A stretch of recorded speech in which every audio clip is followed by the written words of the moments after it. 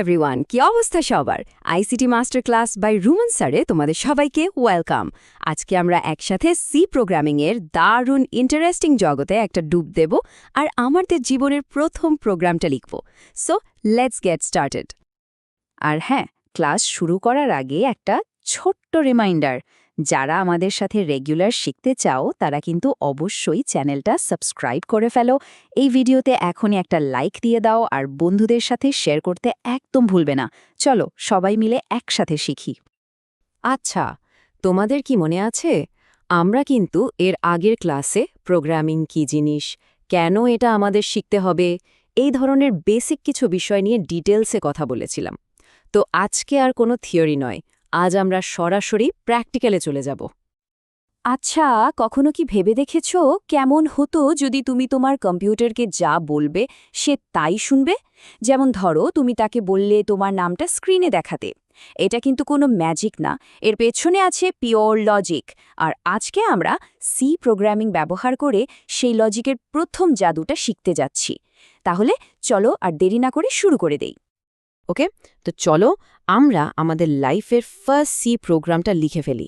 একদম ভয় পাওয়ার কিছু নেই, আমি তোমাদেরকে প্রত্যেকটা লাইন, প্রত্যেকটা শব্দ ধরে ধরে স্টেপ বাই স্টেপ বুঝিয়ে দেব। দেখো, যে কোনো সি প্রোগ্রামের একটা স্টার্টিং পয়েন্ট বা একটা এন্ট্রি পয়েন্ট থাকতে হয়, মানে যেখান থেকে কম্পিউটার কোডটা পড়া শুরু করবে। আর সেই স্টার্টিং পয়েন্টটাই হলো এই মেইন ফাংশন। সহজ কথায় এটা হলো আমাদের প্রোগ্রামের মেইন গেট, আর এটা কিন্তু মাস্ট, মানে প্রত্যেকটা সি প্রোগ্রামে এটা থাকতেই হবে। বেশ, গেট তো তৈরি হলো। এখন আমরা কম্পিউটারকে বলবো স্ক্রিনে কিছু একটা দেখাতে। এই কাজটা করার জন্য আমরা প্রিন্টএফ নামের একটা ফাংশন ব্যবহার করব। এই ডাবল কোটেশনের ভেতরে আমরা যাই লিখব, কম্পিউটার হুবহু সেটাই স্ক্রিনে প্রিন্ট করে দেখাবে। আর একটা খুব ইম্পর্ট্যান্ট জিনিস, সি প্রোগ্রামিংয়ে প্রত্যেকটা লাইন বা স্টেটমেন্টের শেষে একটা সেমিকলন, মানে এই চিহ্নটা দিতেই হয়। এটা অনেকটা বাংলা বাক্যের শেষে দাড়ি দেওয়ার মতো। কিন্তু একটা প্রশ্ন কি মাথায় আসছে যে, আচ্ছা, কম্পিউটার মেন কেনা হয় চিনল, কারণ ওটা মেন গেট, কিন্তু এই প্রিন্টএফ আবার কি জিনিস? কম্পিউটার এটাকে কিভাবে চিনবে? এটা তো কোনো সাধারণ ইংরেজি শব্দ নয়, তাই না? ঠিক এইখানেই আসে হেডার ফাইলের কনসেপ্ট। দেখো, প্রিন্টএফের মতো জরুরি কিছু কাজের ফাংশন একটা লাইব্রেরিতে গুছিয়ে রাখা থাকে, যার নাম হলো stdio.h। এখানে stdio মানে হলো স্ট্যান্ডার্ড ইনপুট আউটপুট। তো প্রোগ্রামের শুরুতে #include stdio.h এই লাইনটা লেখার মানে হলো আমরা আমাদের প্রোগ্রামে ওই লাইব্রেরির টুল বক্সটা নিয়ে আসছি। আর যেই আমরা টুল বক্সটা নিয়ে আসলাম, কম্পিউটার সাথে সাথে প্রিন্টএফকে চিনে গেল। ব্যাস, হয়ে গেল আমাদের প্রথম প্রোগ্রাম তো আমরা লিখে ফেললাম, কিন্তু আসল শেখাটা হবে যখন আমরা এর প্রত্যেকটা অংশকে আলাদা আলাদা করে বুঝব। চলো তাহলে এই কোডটার একটা অ্যানাটমি চেক আপ করা যাক, মানে এটাকে ভেঙে ভেঙে দেখি এর ভেতরে আসলে কি কি আছে। সবার প্রথমে আছে হেডার ফাইল #include studio.h। এটাকে সহজভাবে একটা টুল বক্সের সাথে তুলনা করতে পারো। যখনই আমাদের স্ক্রিনে কিছু প্রিন্ট করার, প্রিন্টএফ অথবা ইউজারের কাছ থেকে কিছু ইনপুট নেওয়ার, স্ক্যানএফের দরকার হবে, আমাদের এই studio.h নামের টুল বক্সটা প্রোগ্রামে ইনক্লুড করতেই হবে। এরপর আসছে মেইন ফাংশন। আগেই বলেছি, এটা হলো আমাদের প্রোগ্রামের দরজা, যেখান দিয়ে কম্পাইলার ঢোকে আর কাজ করা শুরু করে। আর এই যে দুটো সেকেন্ড ব্র্যাকেট বা কার্লি ব্রেস দেখছো, এর ভেতরের অংশটুকুই হলো মেইন ফাংশনের এলাকা। আমাদের সব কোড আপাতত আমরা এর ভেতরেই লিখব। আর এই প্রিন্টএফ ফাংশনটা হলো আমাদের মাইক বা স্পিকারের মতো। এটার মাধ্যমেই আমরা কম্পিউটারকে দিয়ে স্ক্রিনে কোনো মেসেজ দেখাতে পারি। আর আবারও মনে করিয়ে দিচ্ছি, এই মাইকটা ব্যবহার করতে হলে কিন্তু stdio.h নামের টুলবক্সটা প্রোগ্রামের শুরুতেই নিয়ে আসতে হবে। আর হ্যাঁ, লাইনের শেষে সেমিকোলন তো মাস্ট। চলো এবার প্রোগ্রামিংয়ের কয়েকটা গোল্ডেন রুল দেখে নিই। এগুলো একেবারে মনের মধ্যে গেঁথে ফেলতে হবে। 1. প্রত্যেকটা স্টেটমেন্টের শেষে সেমিকোলন বসবে। 2. সি কিন্তু কেস সেন্সিটিভ, মানে ছোট হাতের মেইন আর বড় হাতের মেইন সম্পূর্ণ আলাদা জিনিস। 3. প্রত্যেকটা প্রোগ্রামে একটা মেইন ফাংশন থাকতেই হবে। আর 4.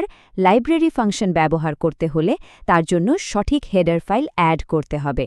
যেমন ধরো, স্কোয়ার রুট বের করার জন্য sqrt ফাংশনের জন্য math.h হেডার ফাইল লাগে। এতক্ষণ তো আমরা একাই কথা বললাম, মানে কম্পিউটারকে দিয়ে শুধু আউটপুট দেখালাম। কিন্তু প্রোগ্রামিংয়ের আসল মজা তো তখন শুরু হয় যখন প্রোগ্রামটা ইন্টারঅ্যাক্টিভ হয়, মানে যখন সেটা ইউজারের কাছ থেকে কোনো ইনপুট নিতে পারে। চলো এবার আমরা সেই কাজটাই শিখি। স্ক্রিনে দেখো, প্রিন্টএফ আর স্ক্যানএফের মধ্যে পার্থক্যটা কি সুন্দর করে দেয়া আছে। প্রিন্টএফ হলো যখন কম্পিউটার মানুষকে কিছু বলে, আর স্ক্যানএফ হলো ঠিক তার উল্টোটা, মানে যখন মানুষ কিবোর্ডের মাধ্যমে কম্পিউটারকে কোনো ডেটা দেয়। একটা আউটপুট আর একটা ইনপুট, সিম্পল। আচ্ছা, একটা কথা ভাবো তো, ইউজার যে কিবোর্ড দিয়ে একটা সংখ্যা টাইপ করলো, সেই সংখ্যাটা কম্পিউটার মেমোরির কোথায় গিয়ে রাখবে? এখানেই আসে ভেরিয়েবলের কনসেপ্ট। ভেরিয়েবল হলো মেমোরির মধ্যে কিছু নাম দেওয়া খালি কন্টেইনার বা বক্সের মতো, যেখানে আমরা বিভিন্ন ডেটা রাখতে পারি। যেমন ইন্ট এক্স, ওয়াই লেখার মানে হলো আমরা এক্স আর ওয়াই নামে দুটো বক্স বানালাম পূর্ণসংখ্যা বা ইন্টিজার রাখার জন্য। এখানে দুটো সংখ্যা যোগ করার একটা প্রোগ্রামের পুরো ফ্লো চার্ট দেওয়া আছে।